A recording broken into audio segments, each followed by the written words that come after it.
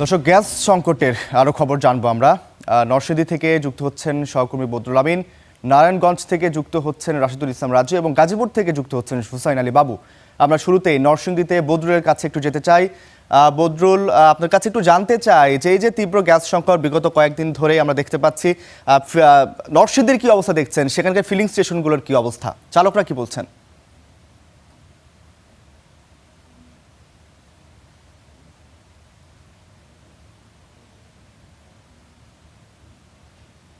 বদরুল, আমাকে শুনতে পাচ্ছেন?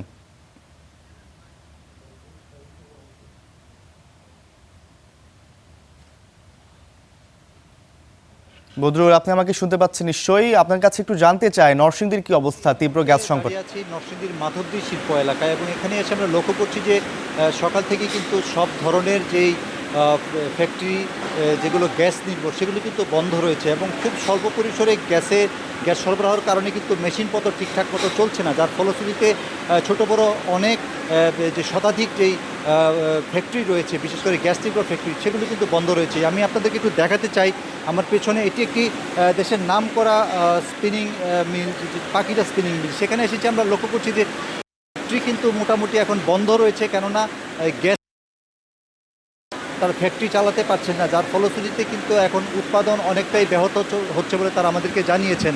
এবং এই 10 দিন ধরে যে অচলাবস্থা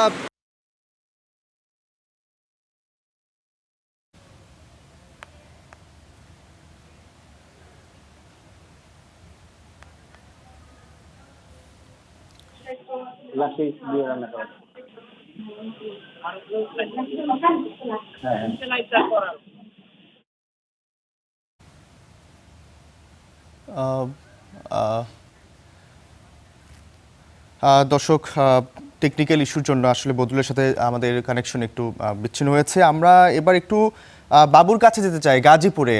বাবু, আপনার কাছে একটু জানতে চাই গাজীপুরের কি অবস্থা দেখছেন, এই তীব্রত গ্যাস সংকট, গাজীপুরের ফিলিং স্টেশনগুলোর কি অবস্থা, কর্তৃপক্ষ কি বলছে এবং চালকরা কি তাদের পর্যাপ্ত মতো গ্যাস পাচ্ছে কিনা?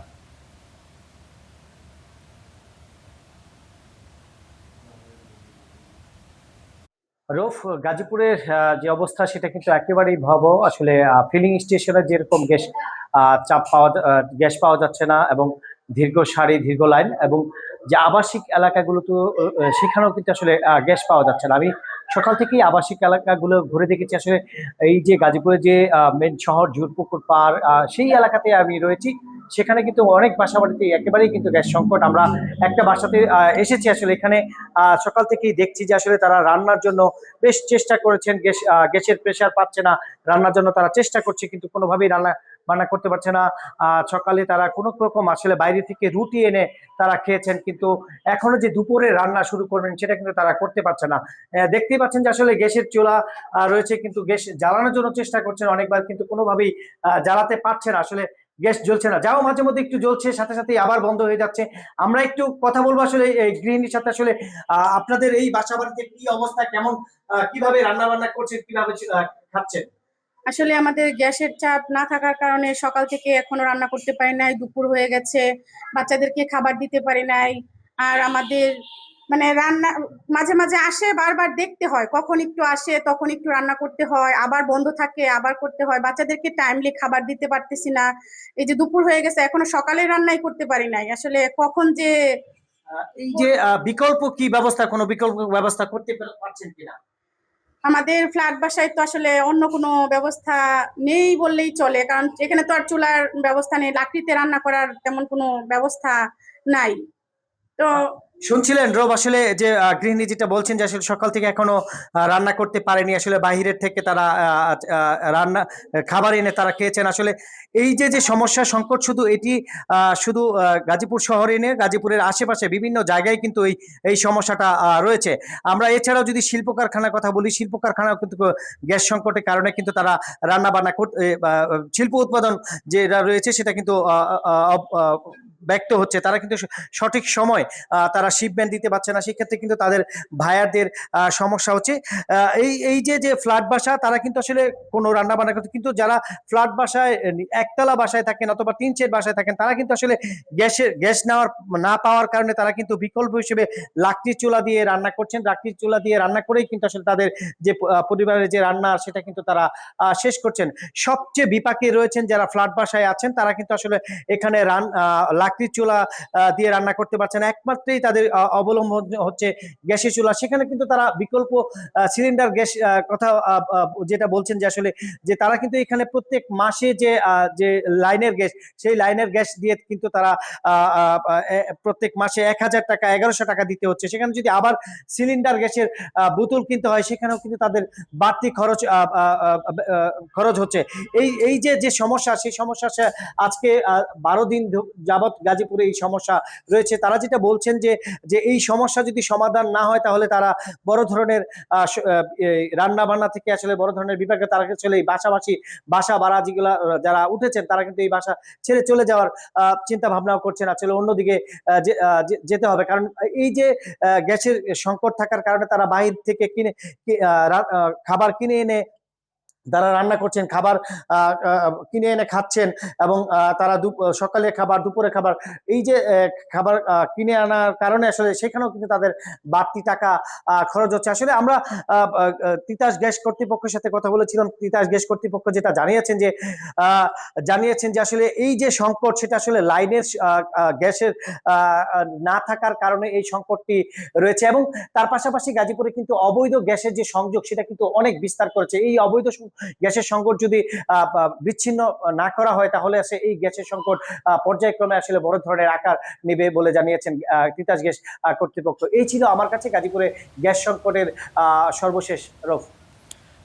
বাবু, আপনাকে অসংখ্য ধন্যবাদ আমাদের সঙ্গে যুক্ত হওয়ার জন্য। দর্শক, ইতিমধ্যে রাজধানীর খবর জানানোর জন্য আমাদের সঙ্গে যুক্ত হচ্ছেন আমাদের আরেক সহকর্মী মাজহার মাহবুব। আমরা তার কাছে একটু পরে যাব, তার আগে একটু নারায়ণগঞ্জে যেতে চাই সহকর্মী রাজুর কাছে। রাজু, আপনার কাছে একটু জানতে চাই, আপনি ফিলিং স্টেশনের সামনে অবস্থান করছেন, একটু জানতে চাই যে নারায়ণগঞ্জের কি অবস্থা, সেখানে গ্যাস সংকটে মানুষদের কীরকম ভোগান্তিতে পোহাতে হচ্ছে, চালকরা কি বলছেন, এবং সেই সাথে জানতে চাই বাসা বাড়িতে যারা আছেন তারা আসলে কি বলছেন এই বিষয়ে।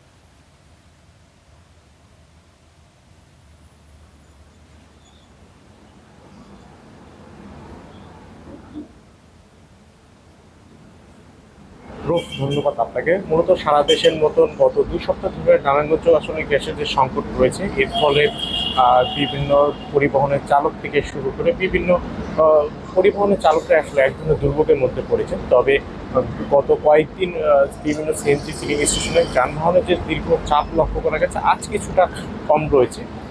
আজ এখানে আমি এখন যে ফিলিং স্টেশনটিতে রয়েছি, এটি হচ্ছে ঢাকা চট্টগ্রাম মহাসড়কের পাশেই অবস্থিত।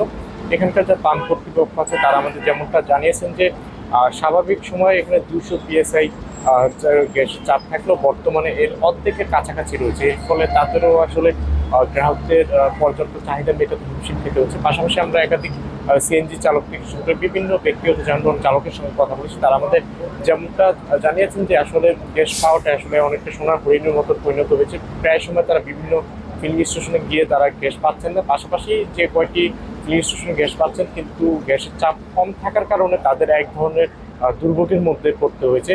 আর কবে নাগাদ আসলে এই সমস্যার সমাধান আসলে হবে, এই বিষয়ে আসলে পাম্প কর্তৃপক্ষ কোনো সতর্ক দিতে পারেনি। তারা আমাদের যেমনটা জানিয়েছেন যে মূলত যে লাইন থেকে গ্যাস সরবরাহ করা হয়ে থাকে, লাইনে আসলে গ্যাসের চাপ কম থাকার কারণে আসলে তাদেরও আসলে তারা পর্যাপ্ত গ্যাস আসলে তারা সরবরাহ করতে পারছে না। তবে এলএনজি যে যান্ত্রিক ত্রুটির কারণে এই সমস্যাটা সৃষ্টি হয়েছে, এটি যদি আসলে সমাধান ঘটে, তাহলে এখানেও এই সমস্যার সমাধান হবে এমনটা জানিয়েছেন। পাশাপাশি নারায়ণগঞ্জ যেহেতু একটি শিল্পাঞ্চল এলাকা, শিল্প কারখানাগুলোতেও আসলে গ্যাসের মারাত্মক প্রভাব পড়েছে।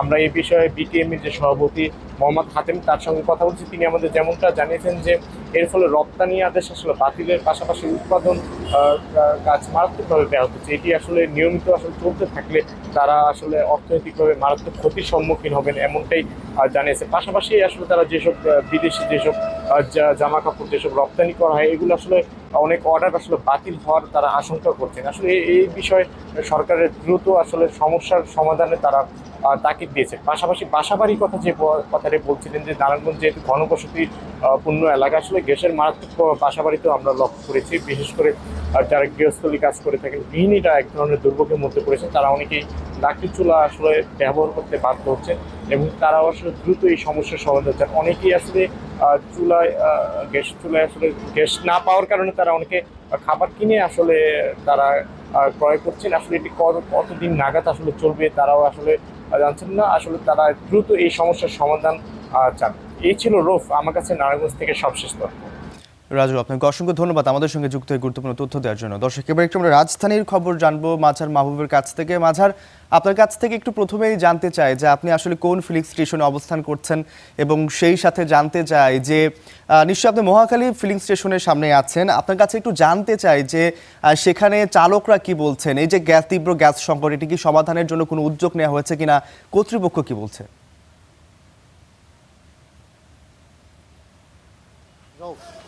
রাজধানীর তেজগাঁও আমরা দেখেছি সকালে, এবার মহাখালীতে আসলে এই টার্মিনাল কেন্দ্রিক, বাস টার্মিনাল কেন্দ্রিক এবং মহাখালীর আশপাশে 5 থেকে 7টা ফিলিং স্টেশন, তেলের পাম্প একসঙ্গে রয়েছে।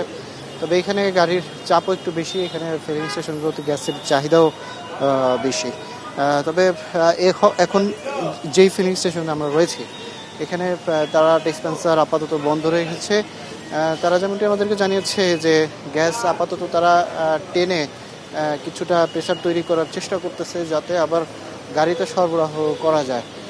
সেই জায়গা থেকে আসলে দীর্ঘ সময় যারা সিরিয়াল ধরে, অনেক সময় যারা সিরিয়াল ধরে, ঘন্টা পর ঘন্টা সিরিয়াল ধরে যারা পাম্প পর্যন্ত আসতে পারছেন, ফিলিং স্টেশন পর্যন্ত, তারা কিন্তু গ্যাস পাচ্ছেন। তবে সেটা কিন্তু প্রয়োজনীয় তুলনায় অপ্রতুল।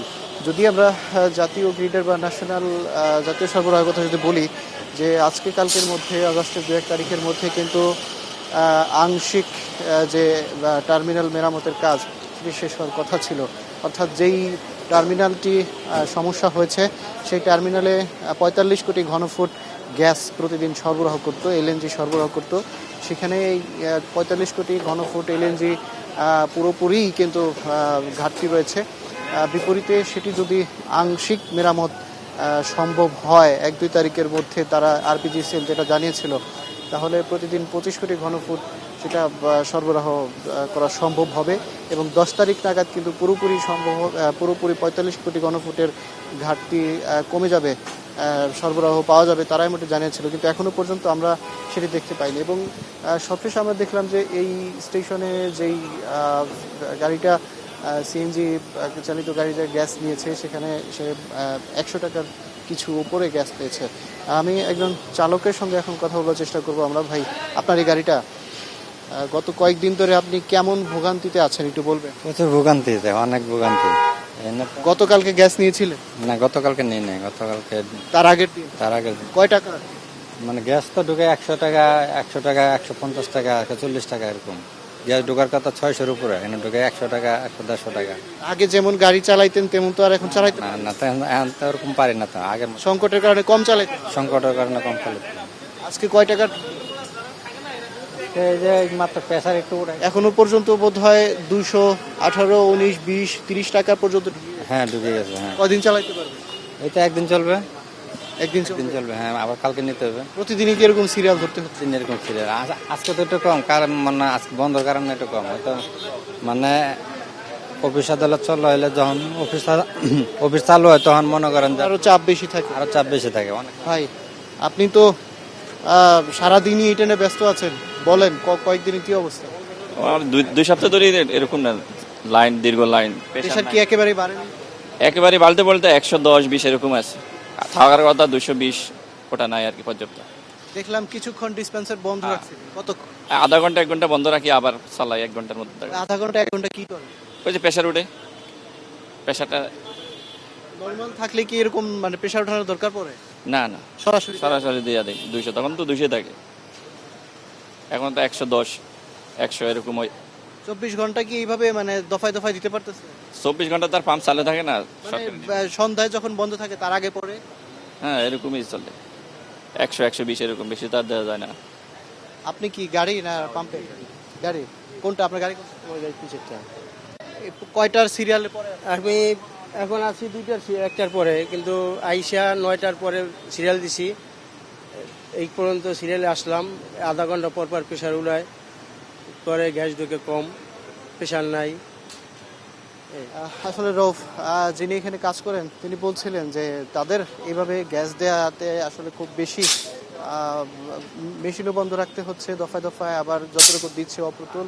চালক যারা আছেন তারা বলছেন যে আসলে এই কয়েকদিন ধরে যে অবস্থা যাচ্ছে তাদের আর সইছে না আর কি, এখন তারা সমাধান চান। রৌফ, মাঝার, আপনাকে অসংখ্য ধন্যবাদ। আসলে এই ভোগান্তির সমাধান অতি তাড়াতাড়ি হোক এমনটি প্রত্যাশা থাকবে। আপনাকে অসংখ্য ধন্যবাদ আমাদের সঙ্গে যুক্ত হয়ে গুরুত্বপূর্ণ তথ্য দেওয়ার জন্য।